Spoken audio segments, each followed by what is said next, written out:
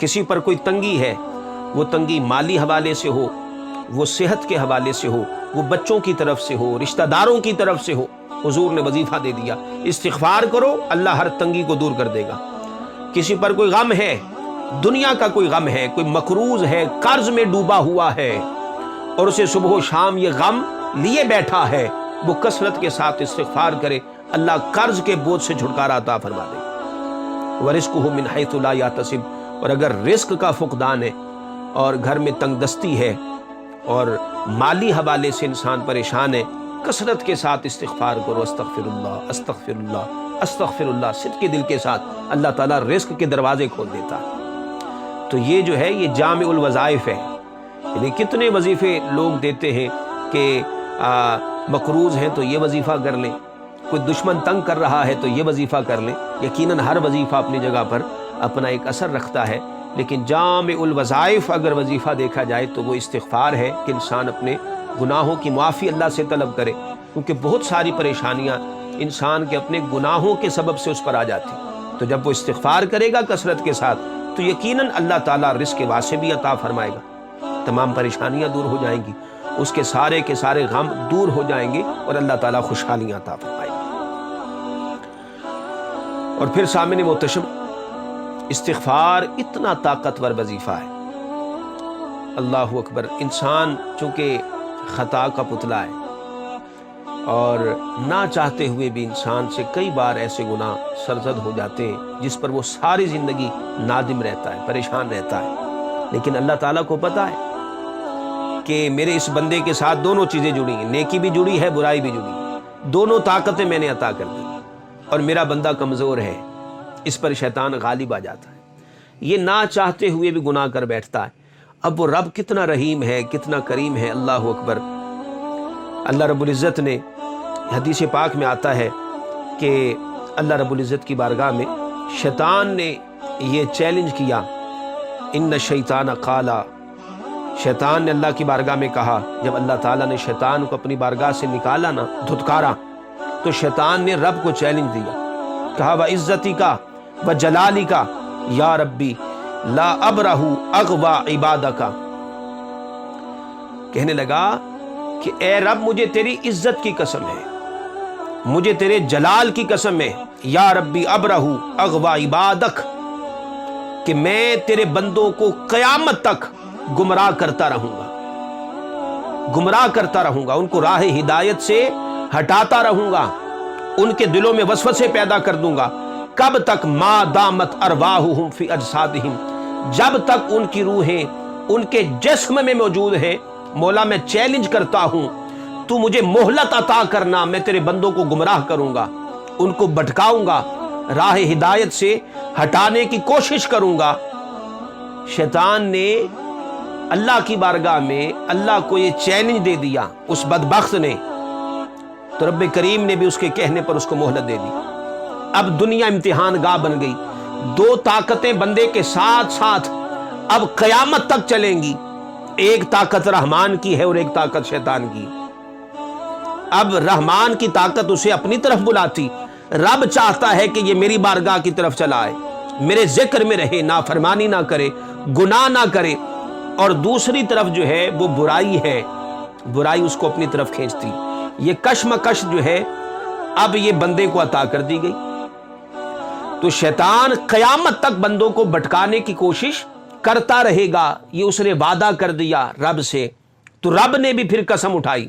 व इज़्ज़ती व जलाली, रब ने कहा शैतान तूने मेरी इज्जत और जलाल की कसम उठाकर बड़ी बुरी बात की है, लेकिन सुन मैं भी रहमान हूं, मैं भी रहीम हूं, मैं भी गफ्फार हूं, मैं भी अपनी इज्जत की कसम उठाकर कहता हूं, व इज़्ज़ती व जलाली, मुझे भी मेरी इज्जत और जलाल की कसम है, ला अज़ालू अग़फ़िरु लहुम मस्तग़फ़िरूनी, जा फिर मेरा भी वादा है कि तेरे भटकाए हुए बंदे जब जब मेरी बारगाह में आएंगे, इस्तिग़फ़ार करेंगे, तौबा करेंगे, वो कितने ही गुनाह कर बैठें, तू कितनी ही कोशिश कर ले और तेरे वसवसों की बिना पर उनसे कितने ही गुनाह सरजद हो जाएं, मैं अपनी इज्जत और जलाल की कसम उठाकर कहता हूं, जब कभी पलट कर मेरी बारगाह में आएंगे استغفار کریں گے میں تب ان کی توبہ قبول کر کے ان کے گناہوں کی معافی عطا کروں گا، ان کی استغفار کو قبول کروں گا۔ تو کب تک ان کو بھٹکائے گا، کہاں تک گمراہ کرے گا؟ میرا بندہ جب بھی لوٹ کر آئے گا میں اسے قبول کروں گا، وہ جب بھی استغفار کرے گا میں اس کی استغفار کے نتیجے میں اس کے گناہوں کو معاف کروں گا۔ یہ ہے استغفار کی طاقت، یہ ہے استغفار جیسے وظیفے کی رب کی بارگاہ میں قبولیت۔ تو سامعین محتشم، یہ وظیفہ، اس کے لیے کوئی وضو کرنا شرط نہیں ہے، کوئی غسل کرنا شرط نہیں ہے، کوئی خاص حیت بنا کر مسجد میں جا کر بیٹھ جانا کوئی شرط نہیں ہے۔ آپ اٹھتے بیٹھتے سوتے جاگتے، دکان پر ہیں وہاں استغفار کریں، اپنے آفس میں ہیں وہاں استغفار جو ہے وہ پڑھتے رہیں، آپ اپنی سواری پر سوار ہیں، آپ وضو کوئی شرط نہیں ہے، وضو ہو تو اچھی بات ہے، نور علی نور۔ وضو نہیں بھی ہے، اٹھتے بیٹھتے سوتے جاگتے چلتے پھرتے، کاروبار میں ہوں، گھر میں ہوں، بچوں میں ہوں، دوستوں میں، آپ یہ وظیفہ، یہ کلمات اپنی زبان پر جاری رکھیں، استغفر اللہ استغفر اللہ استغفر اللہ، ہو سکے تو پورا پڑھ لیں، استغفر اللہ ربی من کل ذنب واتوب الیہ، استغفر اللہ ربی من کل ذنب واتوب الیہ۔ اتنا کلمہ آپ پڑھ لیں، رب کریم اپنی رحمت کے دروازے کھول دے گا۔ اور پھر سامعین محتشم، چونکہ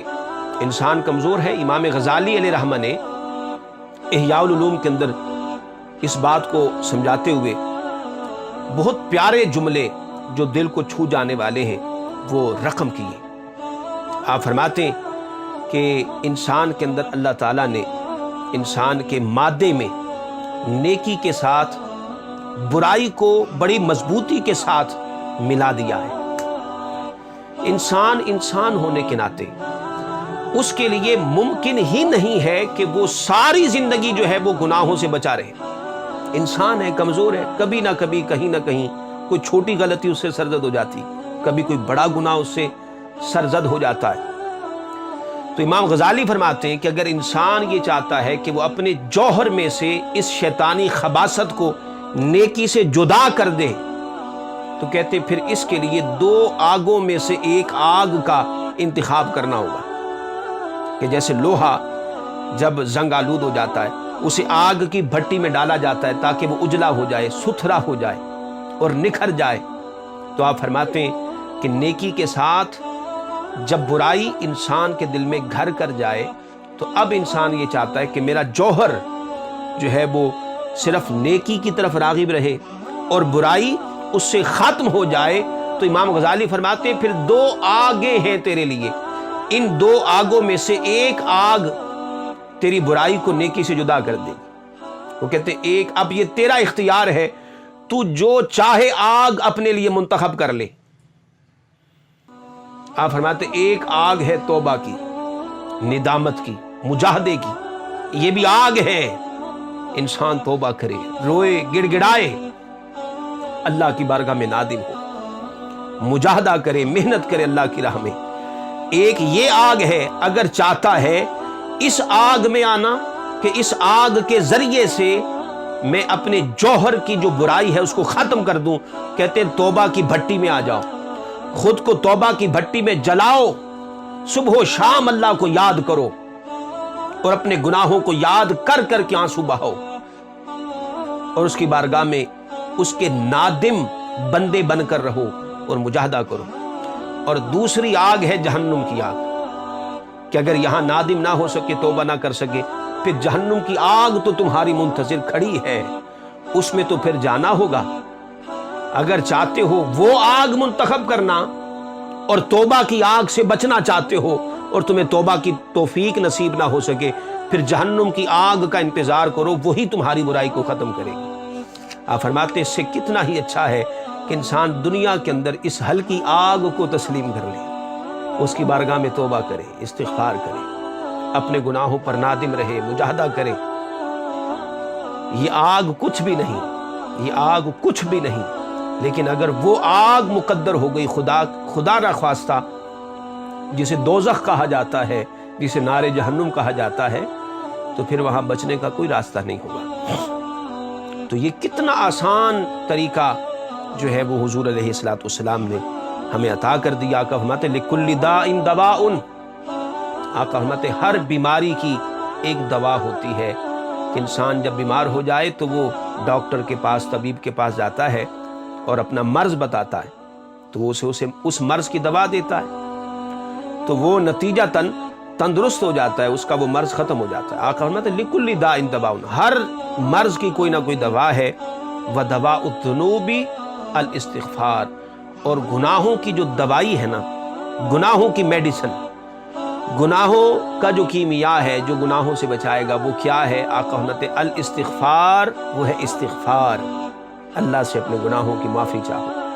استغفار کرو، استغفر اللہ، استغفر اللہ، اس وظیفے کو اپنی زبان پر جاری کرو۔